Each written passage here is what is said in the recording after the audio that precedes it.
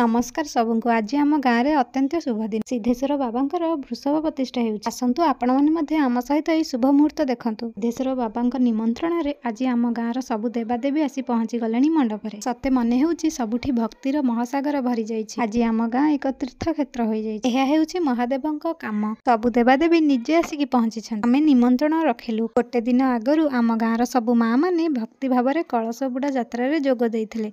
नदीर पवित्र जल आनी वृषभ उपरे ढाली शुभ प्रतिष्ठा कराइथिले। सेही मुहूर्त देखिले मने हेउथिला महादेव निजे एठी विराजित होइछन्ति। तापरे संध्यारे आरंभ हैला पुण्याहुति यज्ञ। मने हेउथिला समग्र गाँ भक्ति शांतिर आलोकरे भरी जाइछि। मंदिर परिसर धूप और मंत्र ध्वनि रे गंजी उठुथिला। रातिरे सबु गाँ लोक माने भक्ति भावरे भोजी खाई आसिथिले। एहा महादेवंक निमंत्रण थिला। महादेवंक आशीर्वाद रे सबु गाँ लोक एकाठी हेले, हसिले और भजन कले। जय सिद्धेश्वर बाबा। सत्य आनंद भर दिन थिला। आज बहुत स्वादिष्ट भोजन मध्य होइथिला। भक्ति भावरे महादेव को स्मरण करंतु और आशीर्वाद नियंतु। एही दिनर ब्लॉग आपण मानकु भल लागिले लाइक शेयर निश्चय करंतु।